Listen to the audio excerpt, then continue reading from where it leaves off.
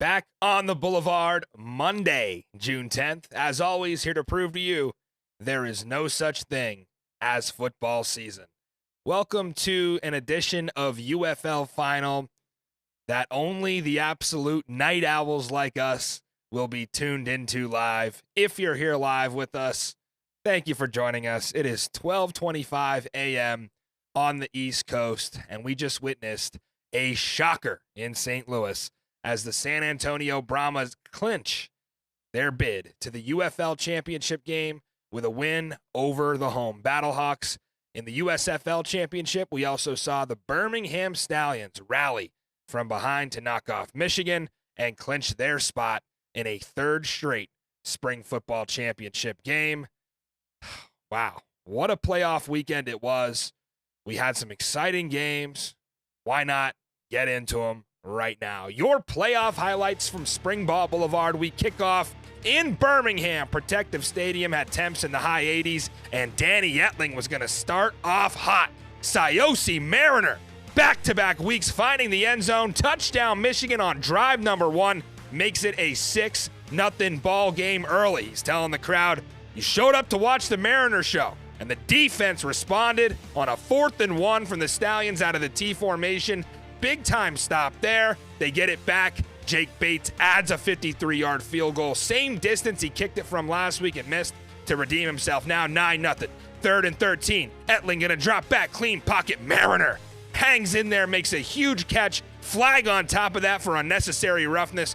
Questionable call there, but got to give it to Mariner for hanging on. Put Bates in range again. Uh-oh, Birmingham fans. It's a 12-0 ball game at the end of the first quarter. Martinez has to respond. Dropping back to pass, finding Jay Sternberger. Rumbling, bumbling, stumbling. Can he get to the end zone? No, well, his face mask was ripped at the end.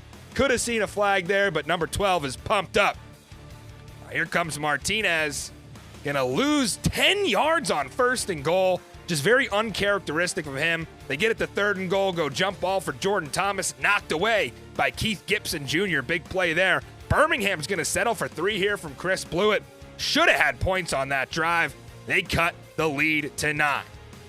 Now second quarter, about 9 minutes to go. Nate McCrary going to put his head down, get first down yardage inside the 30. McCrary keeps trucking everything, working for Michigan through the air, on the ground. But again, they just couldn't punch it in after that first touchdown. 15-3. Panthers lead it now. Birmingham just miserable offensively in the first half. Big time hit there. Noah Dawkins going to force the fumble. Recovered by the Panthers. Martinez, who should be the league MVP, named tomorrow. Might be a couple questions about that, but 3rd and 2. Michigan could not punch it in yet again. And it's 18-3 now. 15-point Panther lead. Birmingham needs something, anything. Martinez, deep shot to Jordan Thomas, 6'7". Tight end, used to play linebacker in the NFL, makes it 18-9. They don't get the 2. And on his 5th field goal attempt of the first half, Jake Bates is finally going to miss. Give it back to the Stallions. You know what they do here right before half. They set themselves up. Marlon Williams bobbles that one, but falls back on it. 30 seconds to go now in plus territory. They get the field goal out of it, adding to the times that they've scored right before the buzzer of the first half. It's 18-12. Now second half action. Martinez going deep on the first play of the third quarter, and that one's picked off by Alexander. Skip Holtz could not believe it. He called Martinez to the sideline and basically told him off. Now Michigan running the fake punt. How many times have they done that this year? We saw Wes Hills run it. Now Kai Nakua throws it for a first down. Panthers in business until the turnover fest began. Birmingham knocking it away from Danny Etling. Damon Lloyd recovering the fumble. Dondre Tillman, one of our quarterback nightmare nominees, forcing that one. Birmingham down 6 with the ball now. Martinez steps up in the pocket, gonna try to run, but fumbles the ball right back to Michigan. Take another look at it here. Stripped at the last moment, and that was the play that was gonna get Martinez benched. His day was over. Danny Etling picked off. Ike Brown, 3 straight turnovers. Brown inside plus territory. They just couldn't keep the ball. It was like a game of hot potato out there in the confines of Protective Stadium. And on 2nd and 3, Matt Corral, you guessed it, picked off by Javen White, make that 4 turnovers in the third quarter. Still a 6-point Michigan lead. This is where they had the chance to put the game away, and they were in business. 2nd and 7, 2 minutes to go third quarter.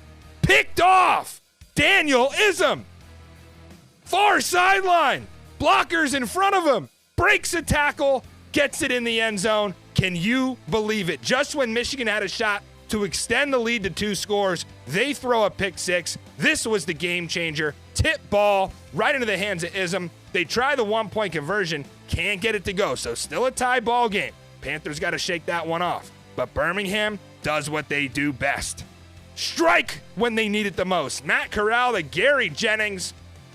Corral shook off the early pick and ended up going 5 of 6 on his next 6 throws for a bunch of yards and a touchdown to Amari Rogers. Made it 24-18 Stallions. 13 minutes to play on the 1-point conversion. Batted away. So now, Michigan got a rally from behind after choking away the 15-point lead. Danny Etling on a 3rd and 8 looking for anything here, and it's batted away. 44-yard field goal from Jake Bates gets blocked. Things could not have been going worse for Michigan. Look at the block here. Big 6'8 offensive tackle in there. Corral on 3rd down, right back to Jay Sternberger. Clock is ticking.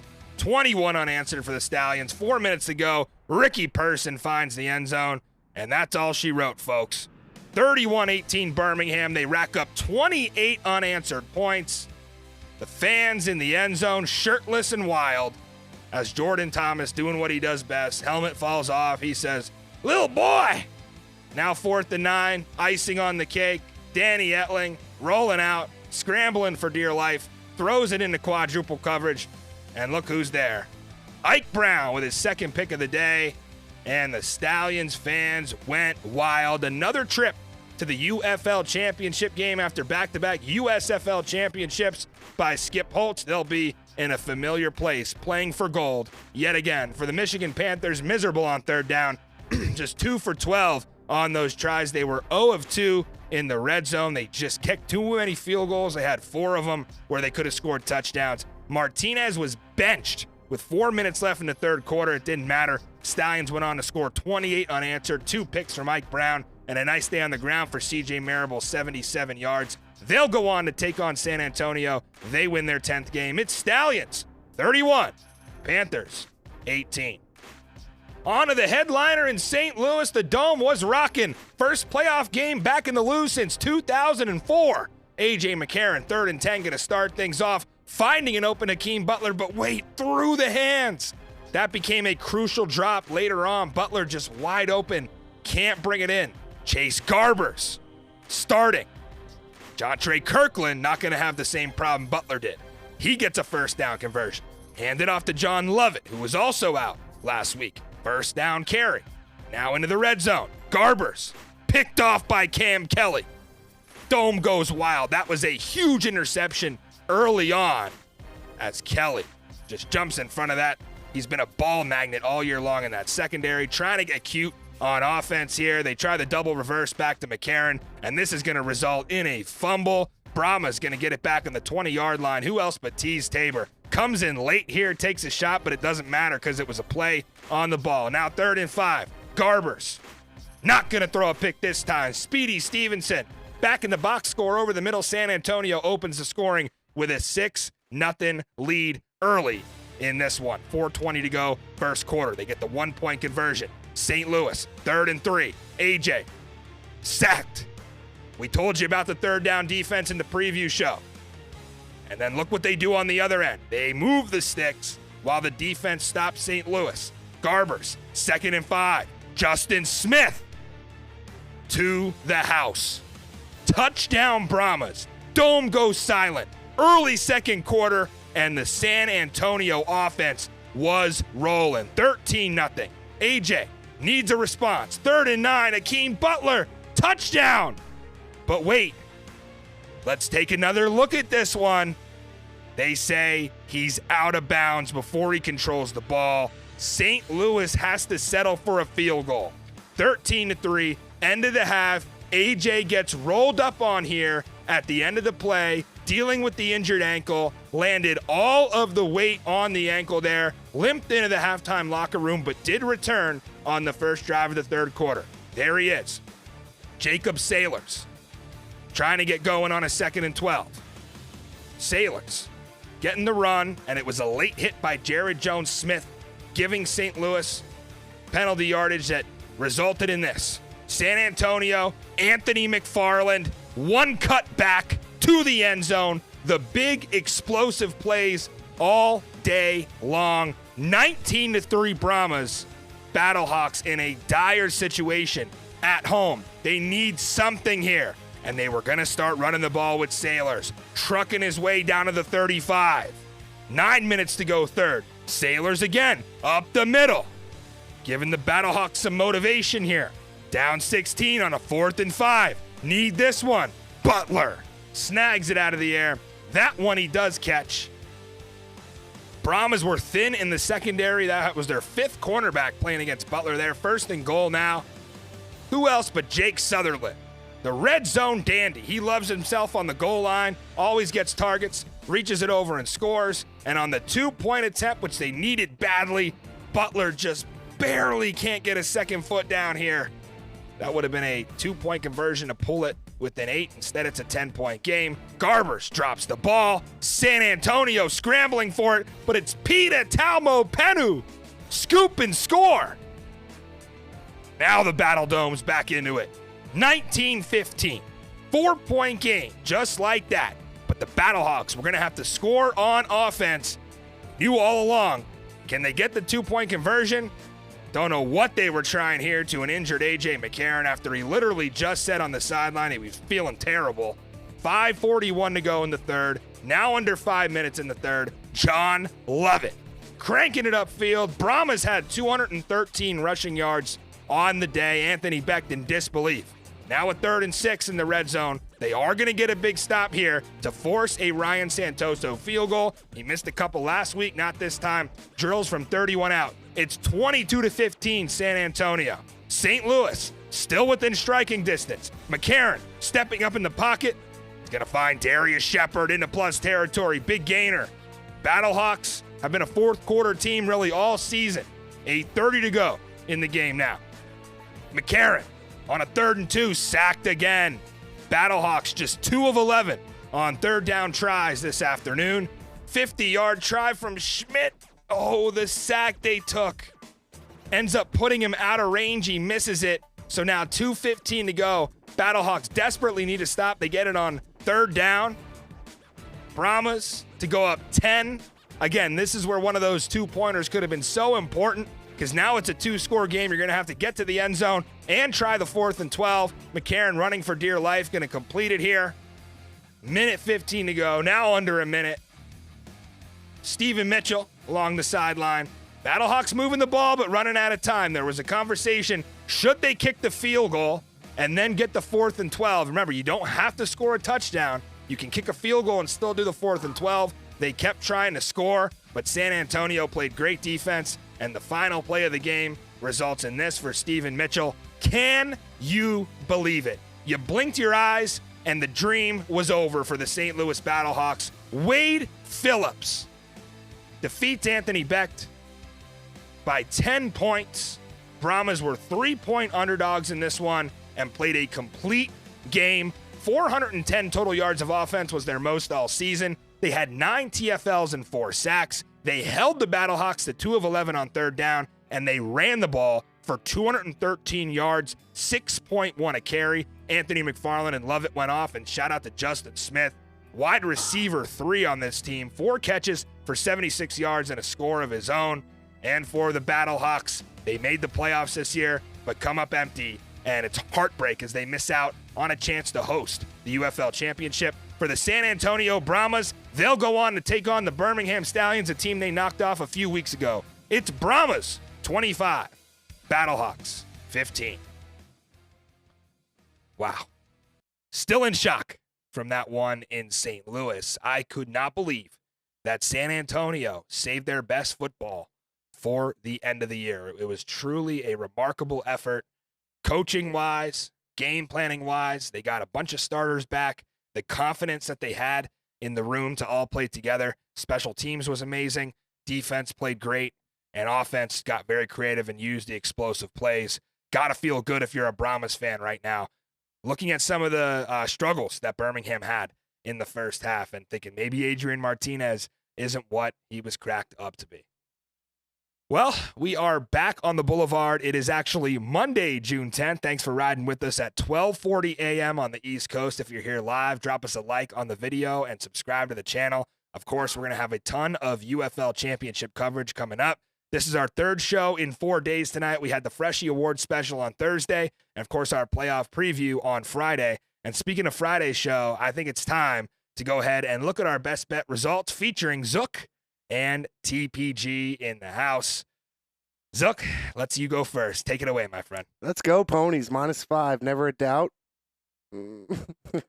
Well, yeah, I mean, I'm lying a little bit on that. If you think about one. that, actually, is wild. Michigan was 7.5-point live favorites at one point in that game. Yeah. But, hey, in the end, you made the right play. I just thought Michigan, again, and you said this when you bet it, collapsed in the second half, much like they did in Week 10. They almost would have had to go up 22 or 25 to have any chance. I mean, that game was pretty much the same game we watched last week.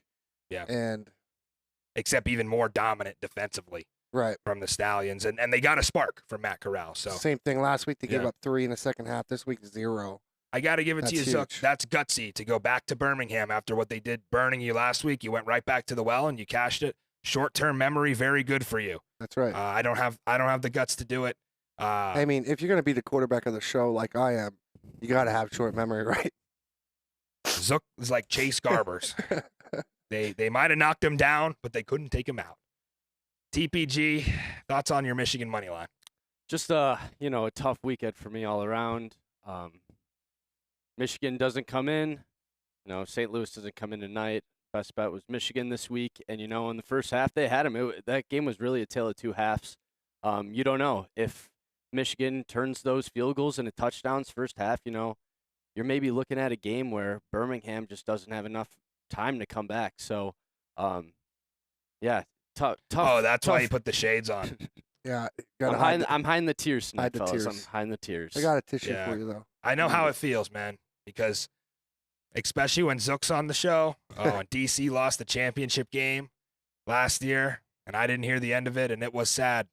And now you're getting to sit in my shoes. And, yeah, I would almost rather be out before the playoffs than lose a home playoff game because it stings. You want your team to do well, but, man, those playoff losses sting more than ever, especially when, big opportunity to host the UFL Championship game at home, and then it gets pissed away today. And TPG didn't even have a bet on the St. Louis game. He talked about his future. Again, I don't know if they were offering a cash out. I don't think they were, but no, because they were a favorite, right? Yeah, same as me. He didn't take the cash out, and I didn't take it with DC last season. You got to ride your futures to the end. And anybody who took the 14-1 Brahmas price, salute to you, because that's what it was at preseason. And even if you threw $10 on it, that's going to end up being a good cash if they win. I think they were still like plus 900 through the first 4 weeks or something like that too. Right. We've known all season that the sports books have been super high on Birmingham. They've been very low on San Antonio, as their future price has always been high. And in these week-to-week games, they continue to be. I mean, you think back to week 2, guys. This team was a 1-point favorite against Memphis. I mean, think about how far we've come. From that, you put the Brahmas and the Showboats on the field tomorrow, it's probably a 10-point spread. So, yeah, they've come a long way in San Antonio, and we talked about them getting healthy at the right time. For me, a 2-leg money line parlay, I don't know why I continue to do this. I did it last year with Seattle and D.C. It lost. I just figured, and people told me it was too good to be true, and they were right. We were going to get one upset this weekend, whether it was Michigan or San Antonio. I went chalk. I didn't get it. I was scared of the points, and as you see why, even the Birmingham game was a little in question until the fourth quarter when they turned it on. But, man, 2-leg money line parlay is going to be retired for me going forward, and I'm going to hold myself to that because it's just like, why did I put my eggs in 2 different baskets when I could have just bet one thing? So, Yeah, tough week on the Boulevard, but congratulations to Zook, who cashes the Birmingham Stallions -5. We had some DFS results to look at as well with TPG. Go ahead and take it away for that, man. So our stardom, Ja'Cour Pearson, didn't have the best day. He only had 2 catches for 12 yards. Last week, OC Bruce Gradkowski got a little creative with how he was using PZ, but, PZ was pretty much a non-factor all night. Hakeem Butler had 10 targets, so most of the Battlehawks' target share went to him, and just not enough to go around.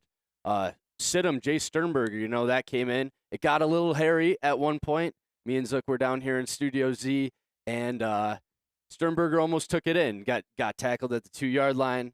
Zook was going crazy. I was going crazy, but luckily, you got a face mask pulled too. luckily, he comes up just short, and I'll live with the Sidham having 6.8. And lastly, the sleeper, Justin Smith, one of the highest scoring receivers of the weekend, 17.6. Shout out to Zook for pointing me in that direction. Zook, thank you. And like you said, wide receiver 3 coming in big for the Brahmas. Yeah, big weekend for Zook. Want to give him props on the cash. 4-1 on Justin Smith anytime, TD? Yeah, 4-1 there. Wow. I mean, he called it. Plus 350. Plus 350. That's a great hit. And I apologize if my voice is in and out tonight again. This is our 3rd show in 4 days, and it's late, and I also just got off the phone with ESPN Bet where I was screaming at them. Their customer service had done me dirty on a prop bet that they put up that they should have paid out, that they ended up not paying out. They ended up voiding it, and I had a heated conversation, and I'm gonna be tossing and turning tonight over it. But at least somebody cashed on an ESPN Bet prop on the Boulevard. I'll be taking my business elsewhere. All right, moving on. Michigan and Birmingham. Oh, man, you could talk about so many different angles with this one. Obviously the headline is the Birmingham win. So we're going to give credit where credit is due. Skip Holtz goes into the halftime locker room in a tough situation. They did get the score right before half to Jordan Thomas, which was huge, but it was still 18-9 or 18-12, right, at the half. It was 18-3. At one point in this game, mid-second quarter. So hats off to Skip Holtz, who, again, is missing his defensive coordinator, and his staff for making the correct adjustments, deciding to go to Matt Corral, and the defense stepping up in the second half to get Birmingham a win where, if you look at the final score, it does not define this game and how it went. This was not your typical 31-18 game where it was just a 2-score lead for the Stallions. They had to battle back into this one, and there were many points where Michigan had a chance and they just did not score any points in the second half. So that's the headline, the Birmingham win. Congratulations to Skip Holtz and his staff and the players on the defensive side of the ball and even offense who stepped up when they needed to. I know Gary Jennings had a big catch. Jay Sternberger was huge again. How about CJ Marable? 8 carries for 77 yards for the running back. And with all that said, let's talk about Adrian Martinez. I want to bring the boys on for this one. Man, this seems to be difficult to ignore. What is going to happen in the UFL Championship here? Because Martinez, not that just he played bad, I don't think. What was really telling is Skip Holtz getting after him, especially in the third quarter. We saw a couple interactions. And guys, Zook, you even talked about this last week. Right. About how it seemed to be a little off. There was some tension, and it's like, this isn't a good sign. I'm not sure if I even said it on air. That was just a private conversation. Okay. Well, no, you had mentioned on the show, I remember, him coming off to the sideline, and you were wondering what the conversations, was it tense? Was it just, a tough coaching moment where you got to be hard on the guy? But yeah, I mean, I don't like that. To me, tough coaching comes in practice. Yeah. Not during the game. And all you're doing is just dismantling this guy's confidence. Yeah, so in week 10... I didn't really love that. In week 10, we saw some of it, but it went to another level. Especially on the first play of the third quarter. Birmingham's down. It seemed like Holtz had enough of Adrian at that point. Especially because they probably had even more conversations that we didn't hear, right, in halftime. And he comes out, and he throws a pick immediately. And Holtz gets him over to the sideline and says, "What are you doing?" I told you, don't throw the ball to the hash. Those are interceptions. And this wasn't a conversation this time. Now it was an ass chewing, right? He was really giving it to him. And Martinez kind of trying to walk away. And I understand, like, we've seen Nick Saban absolutely give it to players, even A.J. McCarron way back in the day. And you see this from college coaches a lot. But at the pro level, this is very awkward, right? Like, you don't tend to see this in professional football. And especially from a guy like Skip Holtz. So it was awkward and it was tense on the sideline, but he still put him back in the game. So I want to go to you, TPG, for this. When Adrian Martinez came out of that whole, okay, I'm going to try to be a hero with my arm, right? And it wasn't going well for him at all. He didn't have enough protection. He wasn't accurate, right? Then he said, okay, I'm gonna get back to Adrian Martinez football, do what I can, and run. First, he's going up the middle, typical vintage Martinez, and he fumbles. At that moment, was it the right decision? I know hindsight's 20/20. Was it the right decision to bench the likely MVP, the guy that got you to this point, and put in Matt Corral in the third quarter down by, or it was a tie game at this point at 18? Yeah, I fully agree with Skip Holtz's coaching decision at that point. Martinez already turned it over twice at that point, and the offense really, really wasn't clicking. I know he hit that bomb to Jordan Thomas right before the half, but other than that, their production on offense was really low.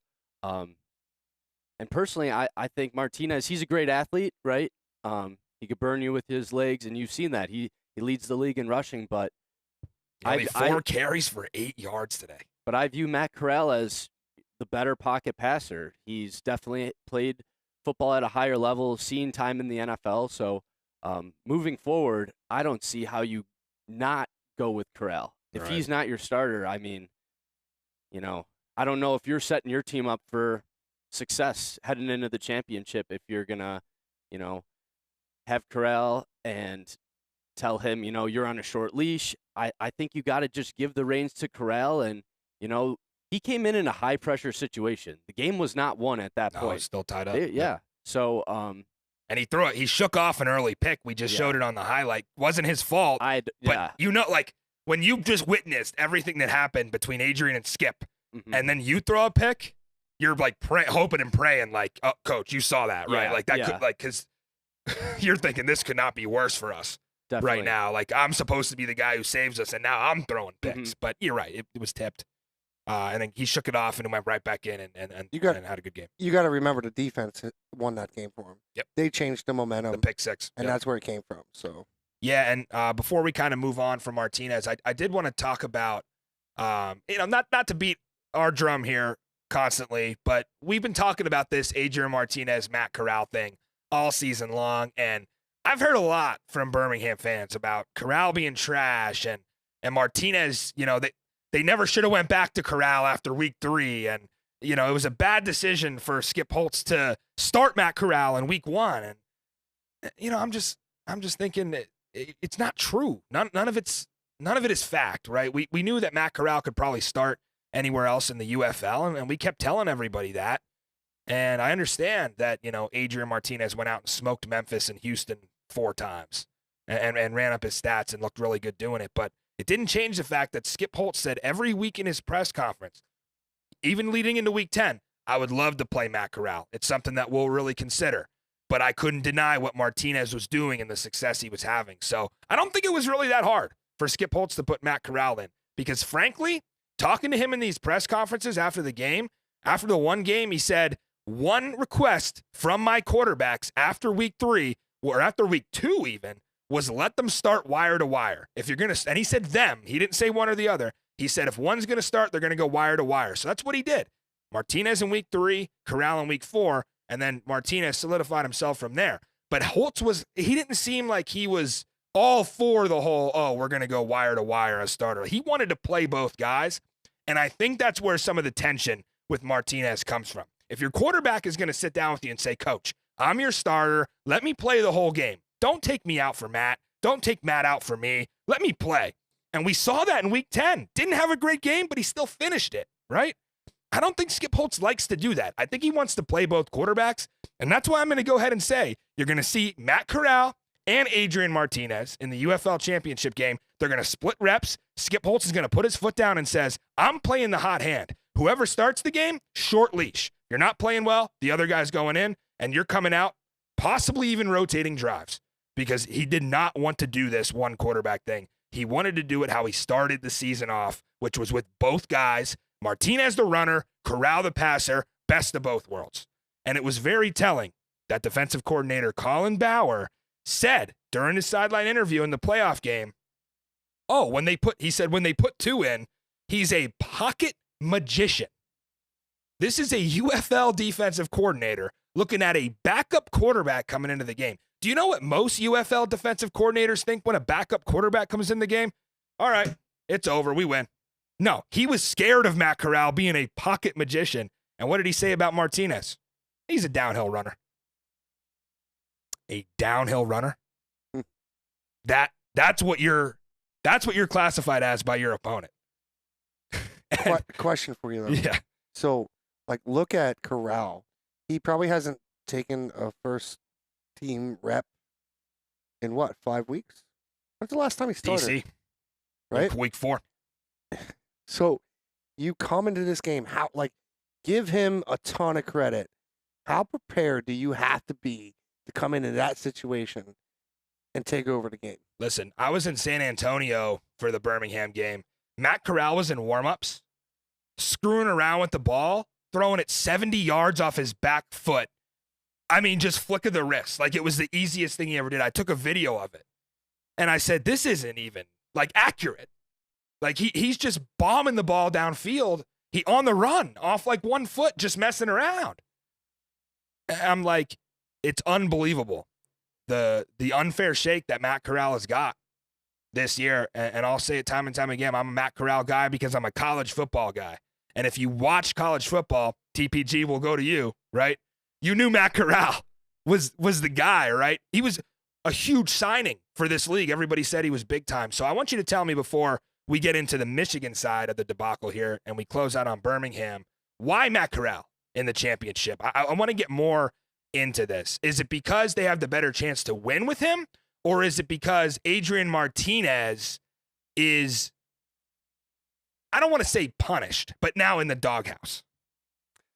And you kind of touched on this earlier. Martinez, he got his chance to run up his stats against, some of the bottom teams in the league. You look at Corral's starts at the beginning of the season. Arlington, DC, yeah. DC, where Michigan he played. Yeah, he started week 2. Yeah. Where Martinez, he's getting the starts against Houston, bottom feeders, Memphis, twice. who really didn't amount to anything. So it's just kind of how the schedule and then the out. game he did play against the Brahmas, probably his worst game, right? Yeah, not great. Really, when you look at Martinez, the Battlehawks game was the one where you were like, all right, he's for real now.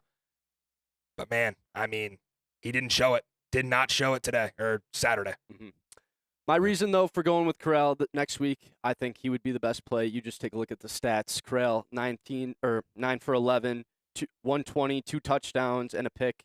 Like I said, the pick wasn't his fault, but completing 82% of his passes. Yeah. Whereas you got Martinez on the other hand, 10 for 19, 164 yards, a touchdown, an interception, a fumble, and he's only thrown for 53%. And for Corral, that's less than 20 minutes of game action. Yeah, That's I know the stats are skewed. Corral, came in fourth quarter, whereas Martinez had 3 quarters more of work. But was Corral sacked? That's another thing. I don't believe he was. I don't think so. Martinez was sacked a bunch. Michigan racked up 4 sacks of Martinez. Yeah, I don't know what you do. I play both. But if you're going Corral wire to wire, I think Birmingham has a shot. I'm not writing. Corral's getting that ball out early, though. Yeah. There's a big difference. Adrian was holding that ball so much, and it's like. This is just so spring football, right? We saw the whole Luis Perez thing last season in the XFL, comes up, absolutely lights it up, wins a championship on a 4-6 team. Now, think about the quarterback controversy we're getting here. They're about to name the MVP of the league tomorrow. And it's going to be Adrian Martinez because he didn't win Offensive Player of the Year. So that was telling. They were going to give OPOY to Butler so that they can give MVP to Martinez and not double up the awards, right? There's some politicking going on there. Telling you right now. Does it change? Awkward. No, Does it's it not change changing. because Who of are you going to that? give it to? AJ?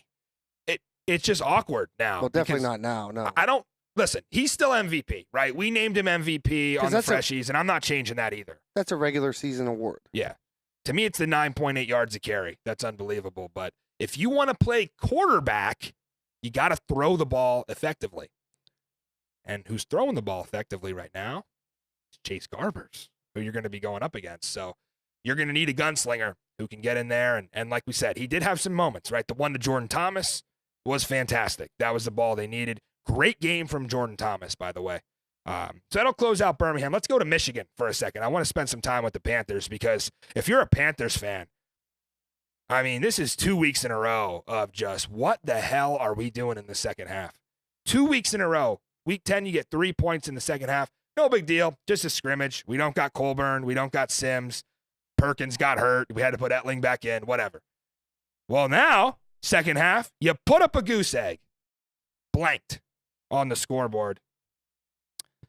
TPG, you and I could really go on all night about the Michigan side of the debacle. You could really point the finger anywhere, right? You could point it at Danny Etling, who threw 3 interceptions and just looked like a shell of himself. You could point it at the defense, although they actually really hung in there in the first half. They got 4 sacks, like we said. They had a couple of TFLs. They had, 2 turnovers? They had 2 takeaways? 4 takeaways total of the Birmingham offense. You could point a little at Jake Bates, who missed 2 field goals, right? He was 4 of 6. But ultimately, I'm pointing at coaching. And TPG, where are you pointing the loss for Michigan? And if you want to say the entire operation from A to Z, you can. Well, I know my big point on this game was I said this was going to come down to special teams, and I think maybe Michigan took that, too much to heart, right? They bought too much stock into that. I would have loved to see Nolan get a little bit more aggressive. 5 field goal attempts in the first half. Yeah. And I know it's the first half. Is it the smart decision? Who knows? Personally, if I'm a coach, I'm probably not going for those until the second half. But, if you're consistently getting down there in range, like you got to take a shot. I mean, they did pull some tricks out of the bag later in the third quarter with the fake punt. Kai Nakua with a great ball. Why not do that on the field goal, right? It's like. But then that gets followed up by another turnover. So that third quarter was just a crazy sequence of events that we didn't see coming, and it was really a roller coaster of emotions. And you look at Danny Etling, first half, really, really efficient, 10 for 13, 104 yards, a touchdown, right? Fast forward. First drive, right away they score. Right away. Yeah. And, little did we know that was the only time we would see them get in there. Fast forward to second half, Etling, 8 for 16, 78 yards, and 3 picks. Me and Zook were sitting here, and we were kind of debating, like, do you put in Lewerke at this point? I don't know. I don't know if that was the right call, but he wasn't getting rushing yards either. 2 attempts for 3 yards, so it's not like he was beating anybody with his legs either. So maybe it was. Yeah, maybe it was time. But and okay, so we talked about this on Friday. Does Michigan win this game with Bryce Perkins? Because now you have another option, right? I've been saying that all year, that was the only way, and I kind of feel that way now looking back. And I was just about to bring up that point. Yeah. Having Bryce Perkins would have been a great change-up, especially when Etling started to get in that slump third quarter. Right. Perkins has been the closer so far for this team, and that's when he's really thrived. He thrives in those late-game situations. So, yeah, personally, I didn't think it would have been that big of a factor. Etling impressed me what he did against that Birmingham defense in Week 10, but, that success, he just wasn't able to sustain that success. I also, touched base on Matt Colburn.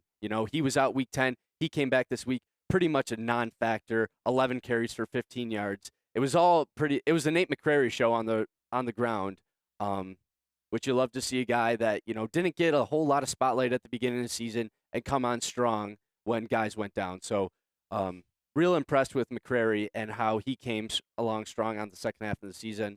And the last guy I want to talk about is Breland Speaks, Defensive Player of the Year, one of Matt's nominees for Quarterback Nightmare. Pretty much nowhere to be found. Only 1 tackle, and that tackle didn't come till late in the fourth quarter. So having little production out of your best defensive player definitely hurt them.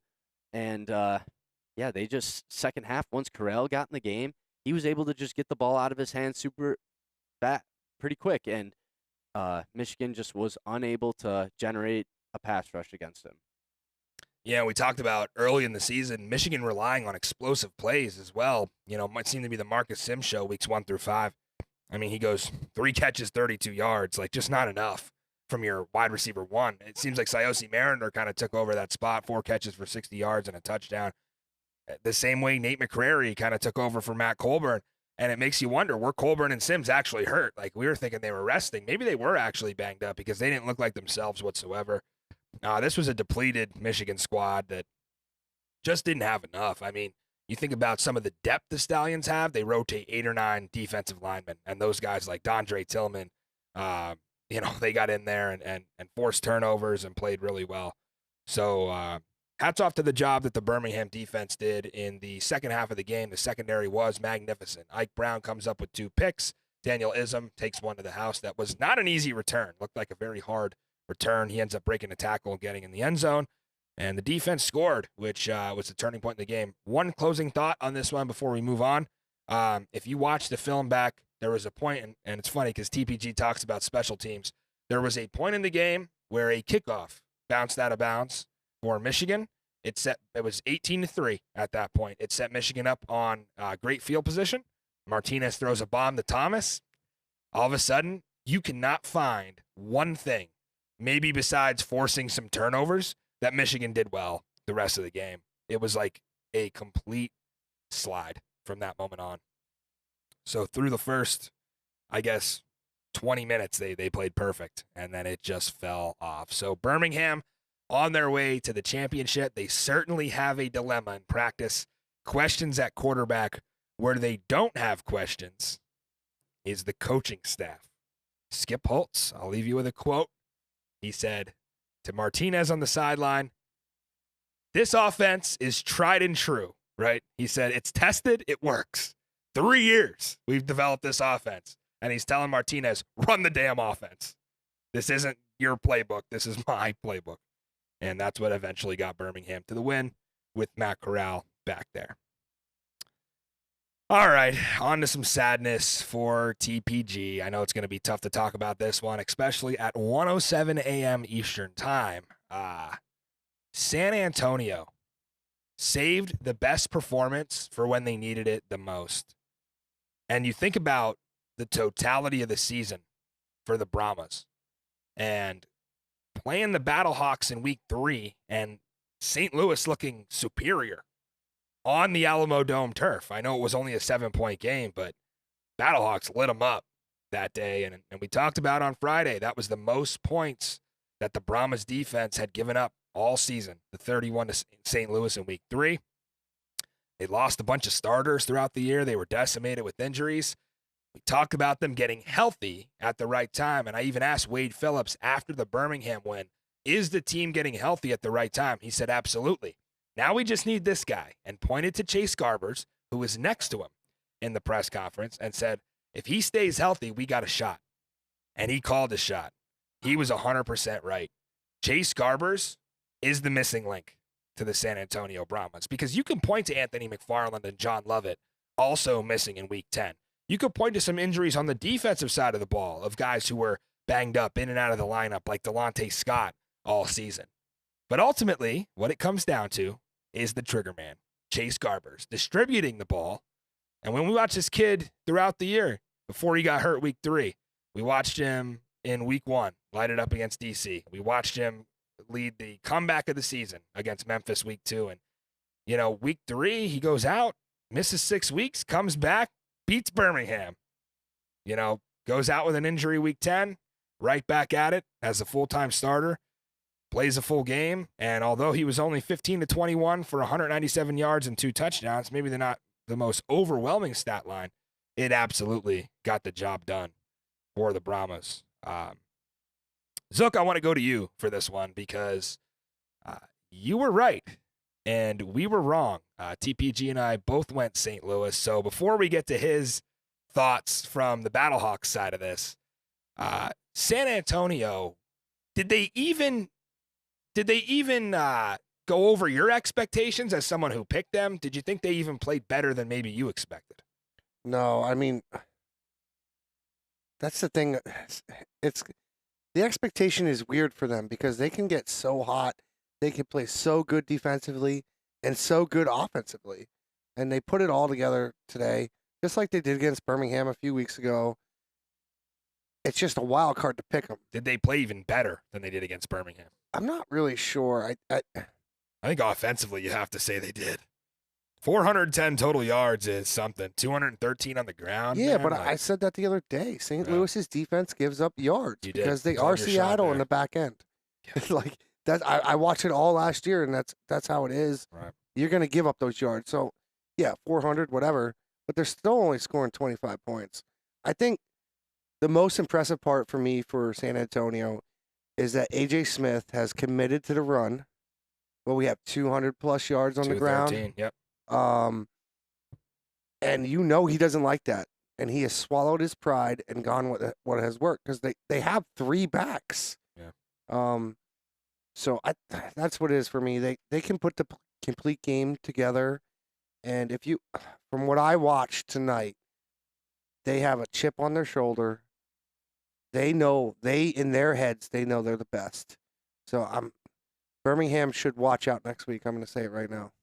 Yeah, the fact that A.J. Smith isn't a Power 5 college offensive coordinator absolutely baffles me. This is a guy who will absolutely be getting offers to make a jump to the Power 5 level of college football because his offense would seamlessly fit in. We saw him yet again on the sideline. GTFO was the play calls.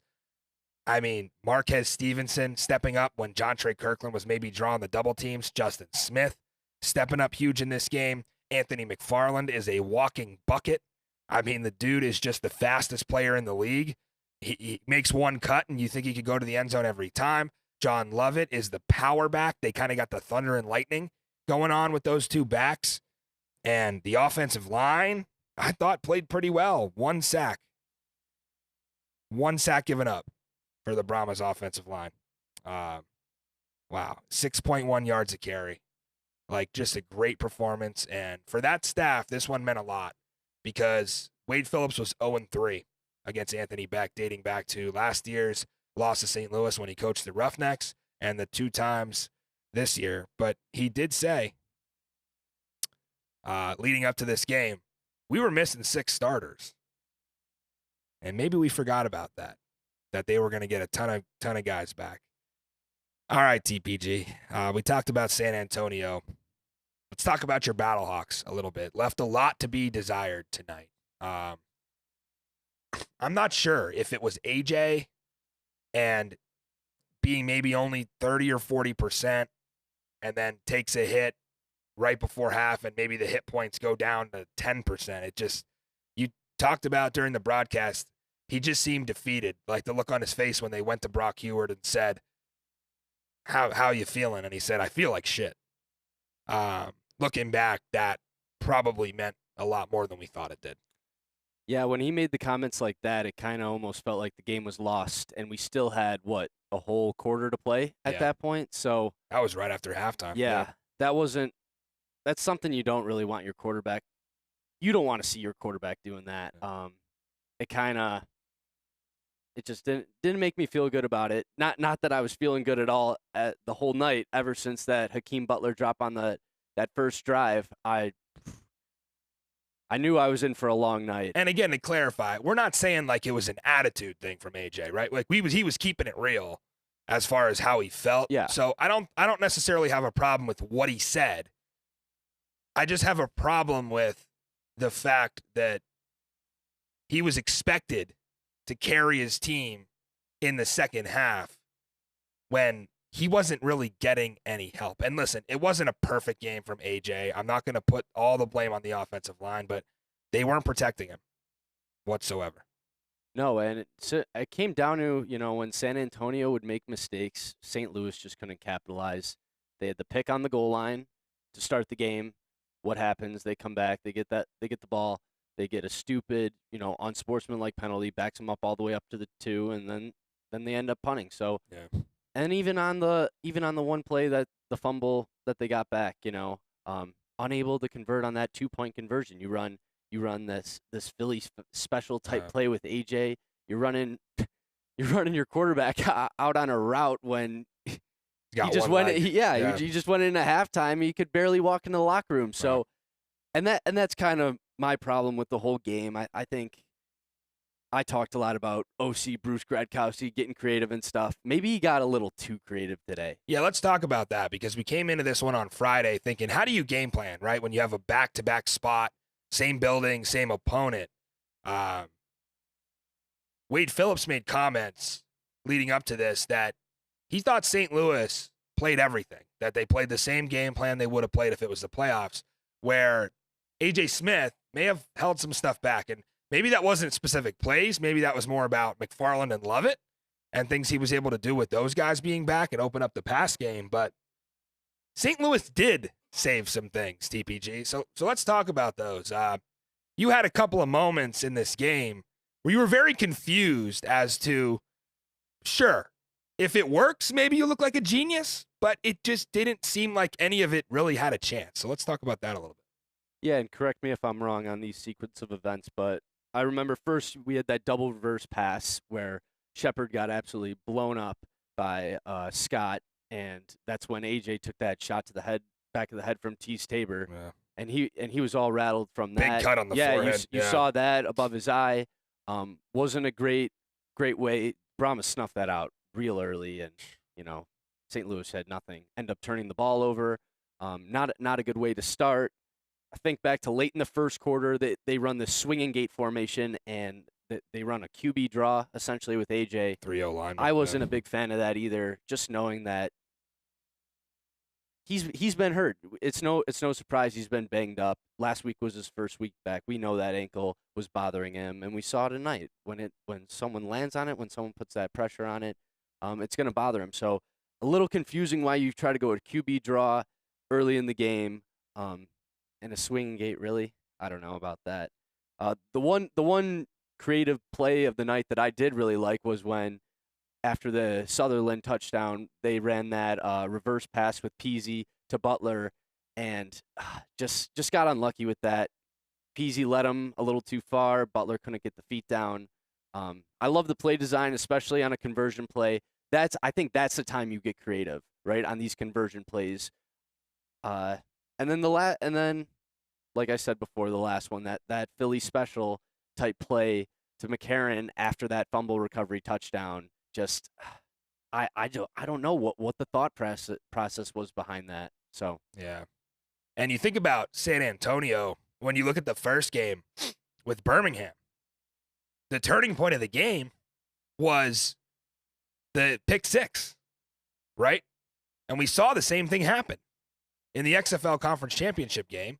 Garbers dropped it, got bobbled around for 10 yards, and then Pita picked it up and scored. And we all kind of looked at each other and said, here we go again. This is exactly what they needed. Why wasn't it, TPG? At that moment, I think you kind of mentioned capitalizing, right? Did you feel confident at that point that that's exactly what they needed to wake the building up and what the offense needed to get going? And why weren't they able to? Why was that their last points? I guess is my question. Yeah, it definitely helped them out. It definitely got the crowd behind them, but it was pretty evident the entire game that they were just getting manhandled at the line of scrimmage on both offense and defense. It's really hard to win a game when you're giving up 213 rushing yards, when your hobbled quarterback's been sacked 4 times. It was just really evident. And then, they had problems running the ball at times. I know Sailors kind of got going here and there, but just inconsistencies on the offensive side of the ball. It seems like Butler's the only receiver that we want to throw to. When we have guys like Darius Shepard, Ja'Cour Pearson, and even Aitman was out there, and he didn't get Stephen Mitchell. I don't know. I think we were just very predictable. We were running the ball on short down situations when everyone in the building knows it's going to be a run, and that's kind of why, like, later on in the game, I was telling you and Zook, like, hey, this would be a great opportunity to go play action. Yeah. Birmingham was stacking 6 guys on the line. They wanted to play in a phone booth, and St. Louis, catered to that. Yeah, and you're on point with all this. Even looking at the box score, Ja'Cour Pearson, 2 targets, 2 catches. Right? Butler, 10 targets. Shepard, 4. Aitman, 1. Steven Mitchell had 6. Like, yeah, Butler was the key for the offense, clearly. I mean, I thought Sailors did all right, especially in the second half there. Had 79 yards on 14 carries. But, yeah, it's just, you would know just looking at the box score who dominated this game. It was terrible for St. Louis, statistically. 2 for 11 on third down. 3.9 yards a carry. You know, they had the fumble. They were sacked 4 times. And they only put up 239 total yards.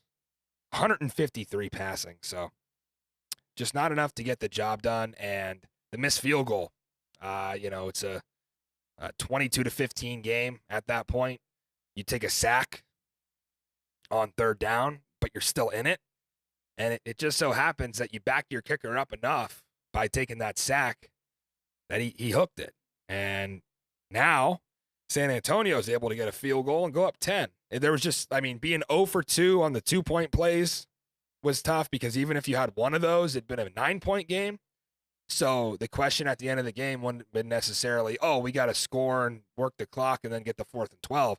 It just would have been we got to score and get the 3, or maybe even the 2 had they made the field goal. So, and that's something I would like to touch up on too. When you're driving down late game scenario, I thought they probably should have kicked the ball with 30, 40 seconds left. Yeah, they were saying that on the broadcast. They were just dinking and dumping down the field, and we got under that 20-second mark, and I'm looking at you and Zook, and like, even if they do score right here, do they have enough time to convert the 4th and 12 and then get into field goal range? I think they should have probably went for that field goal way earlier. You take the points in that situation, and then you put your offense back on the field against a tired Brahmas defense who's been out there for a while. Put them back on the field and hope you get that 4th and 12. And with some timeouts in your pocket, you give yourself a better chance. But I think they were, a little too aggressive with trying to get that touchdown, where they should have just took the points. And like, that's the beauty of this league. You get the opportunity to do a 4th and 12. In the NFL, obviously, you're not going to do that. But in a league like this, you got to maximize the rules that I think. And St. Louis just got outcoached tonight, I think. They just, yeah. And it's surprising too, because I thought they've been one of the better coached teams this year. And I even said that on the Friday show. I thought Beck would have made the better in-game decisions than Wade would. But, Wade had his guys ready to play. He had that defense fired up. It was really evident from the start that one team came to play and one team didn't. And it's just a tough way to end the season. But, Battlehawks fans, Battlehawks, it was a great year. Definitely something to be proud of, but, have that chip on your shoulder coming into next year, because still, job not finished. I want to say credit to that D-line, San Antonio, winning all those 1-on-1s. Yep. Yeah, AJ said it. They just kept on bringing it. They played the numbers game. They did it all. I will say credit the secondary as well, because, man, missing AJ Hendy, who's like a 31-year-old veteran free safety, missing Bo Pete Keys, who has really started at corner all year. And I think, TPG, you said at one point Jordan Mosley came out for a little bit, and that's one of the tackling leaders on this team. So we saw on the Butler touchdown, or it wasn't a score, but, the one where he had a spectacular catch. Yeah. That was their 5th corner out there on an island against Hakeem Butler. And you think about it, Tease Tabor stepped up. He had a fumble recovery, made his presence felt. Darius Phillips, phenomenal job. Corey Mayfield, another guy in that secondary. And then even some of their depth pieces, Nelson, the safety, stepped up a little bit with the absence of Hendy. So. And he had a big PBU late in the game on Hakeem Butler that, you're looking at a 15-yard gain right there. So here's a ton of guys we haven't seen play. I'm asking you, like, who are these guys? But, they held AJ in check, believe it or not. Which I just figured after Hakeem had that spectacular catch, they would just keep going back to him. But I guess it doesn't matter that your backup secondary is in when you can't get the ball out, right? guys could have been open, but the pass rush was just in his face all day, and he clearly couldn't move, right? It's like he had his foot in a bucket of concrete, and I can only imagine the pain that he went through throughout the course of the game. But, yeah, we talk about Anthony Beck wearing his heart on his sleeve, right? Very emotional guy, you know, bouncing up and down on the sidelines, high-fiving his guys, very vocal. He just seemed defeated. You know, we talk about the look on AJ's face. I mean, the times they went to Anthony Beck, he looked disgruntled. You know, he looked like whatever we thought we were going to do didn't work at all. And he looked like the whole second half, it was just like survive, not necessarily like execute, right? And I just remember John Lovett breaking off that big 30-yard run, and they go to Beck, and he's just, I mean, he's in a bad place during this game. And even, like you said, 30 seconds left in the game, you know, kicked the field goal, and they kind of cut to him, and he's like, he gave up. You know, it's like they had no chance. He was like, why am I even going to try to kick the field goal here when if I drop AJ back on 4th and 12, they're rushing 7, and he's going to need to leave the field in an ambulance if they do that. So he just seemed like, you know what, this is it. This is the last time we're going to have the ball. Let's touch a second. I know we never talk about attendance on this show, but I want to get thoughts from both of you on this quickly. The attendance number was underwhelming. 30,000. I think it was, to be exact, like 30,200 or something in that neighborhood. Pretty shocked to see that.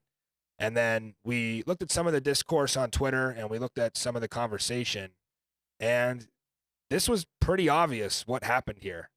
Number one, Battlehawk fans who had season tickets did not get an automatic ticket loaded into their phone or their account for this event. They had to go repurchase their seats. Now, they did have the first right to those seats, but they had to buy them.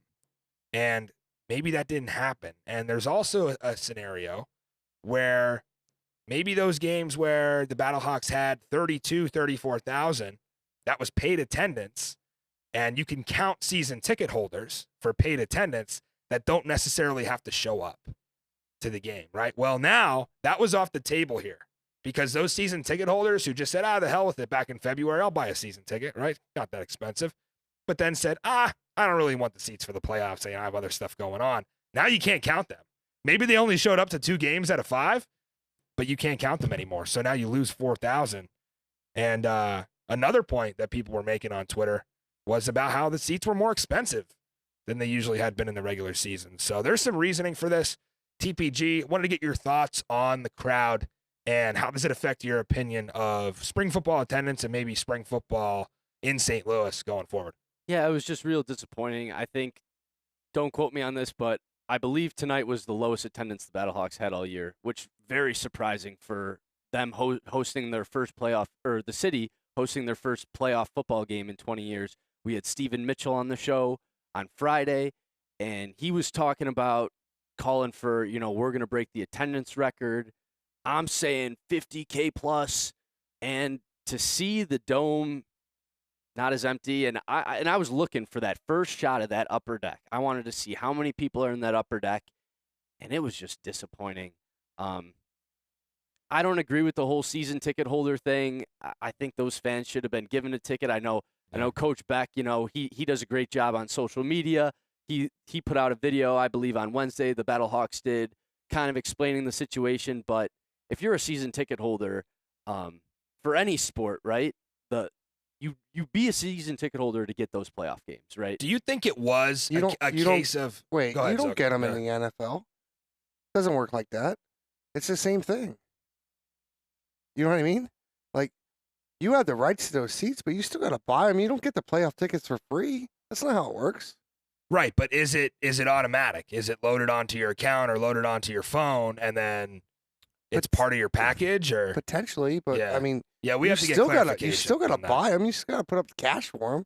Yeah. And okay, so the ticket sales in St. Louis were higher. That's how it works. Well, maybe it's more about this then. Let me ask you both this, and I'll start with you, Zook. Is it that did they really have 34K? Did they really have 36K at their home games this season? Or did they just sell season tickets and count paid attendance? And that may be the case. If they counted warm bodies, I then, you know. honestly thought on the broadcast itself, and maybe this is a Fox thing, right? Fox tonight, or yesterday now. It didn't even sound loud. 30,000 to 35,000. I really don't think that I'm going to be able to tell on the broadcast that it's that much lower. I know right? you're a quality over quantity guy, right? By principle. So, yeah, and we should mention, since we're talking about all this, it wasn't St. Louis that was the most disappointing attendance of the weekend. It was Birmingham. Absolutely. And, we could probably go on all night about that. You could make the quality over quantity argument that, you know, the fans that are there are rowdy and they're loud and they cheer their team on, and, you know, the celebrations look cool when Birmingham jumped into the crowd and there was a lot going on in the end zone. But this whole USFL thing didn't work out with the markets. It didn't work out in Birmingham, Memphis, or Michigan. Your league has been a TV show now for the last 2 years, and you're rebuilding from square one now because you join markets like St. Louis and D.C. and even San Antonio, who's outdrawn Birmingham. Yeah, it comes down to this for the Stallions. When AJ was in town, that was your biggest day. He outdrew the conference championship being there by, I think, 2,500 or 3,000 roughly people. So, yeah, I mean, we don't talk about attendance a lot. Wanted to touch on it a little bit tonight because everyone will attack St. Louis and everyone will get after Birmingham. Specifically in St. Louis, I do want to mention that it's important to know that, yes, should ticket prices be more expensive for playoff games? Of course. But can you expect the same number of people to pay $100, $120, $140 for a $20 seat that they got all year? I don't know. I don't think you can, especially with a league that's growing. But it looked good on TV. It was a good TV product. I do want to give Fox a shout out. Don't know why they did remote broadcasts all year, because the in-person that they did tonight was fantastic. And they need to consider having Joel Klatt and Kurt Menefee and Kevin Kugler and some of the other broadcasters in person in these venues, because it makes it more legitimate. I know a ton of you will tell me on Twitter, I don't care. I don't pay attention to that. Well, I do. And a lot of fans do. And having them there in person is an upgrade from the way they did it the rest of the season. This is what ESPN did all year.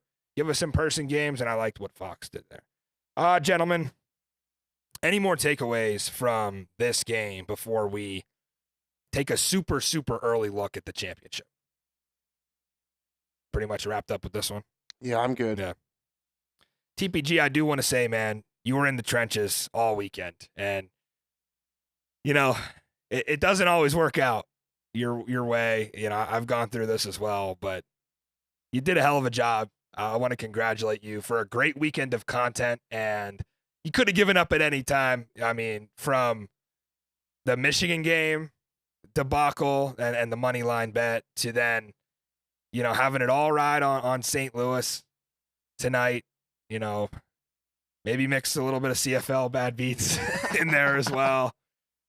You know, we won't reveal everything, but we do appreciate that you were able to hang in there with us even through some of the L's and through some of Zook's harassment. Yeah, kind of a rough debut for myself, but I want to thank you. I want to thank Zook for having me out. You know, the hospitality you guys shown me has been awesome, and it was a lot of fun to, you know, hang out with you guys this weekend, talk ball, and, you know, get to all be in the same room and do this show together. It's been a really cool experience for me, and thank you both. Yeah, and if you're part of TPG's built-in fan base that he brought over to Springball Boulevard, thank you for watching us, and it's always great to have new viewers and new listeners. So I thought that was really cool that, you know, the brand is successful, and you go follow him at peoples_gambler. Zook, I think you have some thanks to give to our buddy TPG as well. Oh my God, what a great weekend I had. Some of the best shows we did. It's always great to be able to bust on two guys instead of just one. Your team sucked all year. Pause. Your team sucked all year. TPG sucked tonight. And man. Oh man, we love you. What a great weekend. It's 1:34 a.m. on the East Coast, and Springball Boulevard is X-rated. All right. Not sure where to go from there, but we're gonna roll on here with some championship preview. I guess let's play guess the line, boys. Why not? I'm gonna Is it go. out yet? Let's see. I'm refreshing right now. Not ESPN Bet, where I will not be shopping for odds anymore. You lost the customer tonight. I'll take. Yeah, it's not out. While you're looking, I'm gonna say Stallions will be -3.5. So looking when they played the first time, it was 8.5. 8.5. But it went down. I Yeah. closed at like 6.5. Zook, you said Birmingham -3.5. -3.5. That's what I'm going with. 3.5 to 4.5. Neutral there. site now, right? Yeah. Yeah. I would say, anywhere from 3 to 2.5. Birmingham favored. It's gonna be a lot lower. That's for damn sure. Yeah, definitely. I disagree. What do you got? 5.5. Wow. And I'll tell you what, if it's at 5.5, I'll throw 3 units on it right away. yeah, you better get it at Done open. deal. Yeah, because if we've learned anything about San Antonio this season, remember, computers, they don't have emotion, right? Like we do. We sit here and we have emotion and we try to keep it out of our bets and bet with our heads and not our hearts, but it's hard to set aside human emotion. Computers don't have that. So they're not going to sit here and overreact to this San Antonio win, right? To them, the Brahmas are still the Brahmas. And what the Brahmas have been is 14-1 at open, an 8.5-point underdog, right? The last time the Birmingham, they were a 1-point favorite against the Memphis Showboats, for Christ's sake, in week 2. And they actually ended up winning that game by 1, which is funny. But yeah, I mean, throughout the year, like they were an underdog to DC. They were like maybe a 2-point favorite against Arlington both times they played them. They've just been underrated. They've been slept on. I don't know why the books haven't caught up to them yet, but it's not about to happen after this. And you guys forget, Birmingham covered. So it's not like the books are going to be sleeping on Birmingham. They've overrated them in the market all year. So what this is for UFL bettors is a chance to get the most undervalued team against the most overvalued team.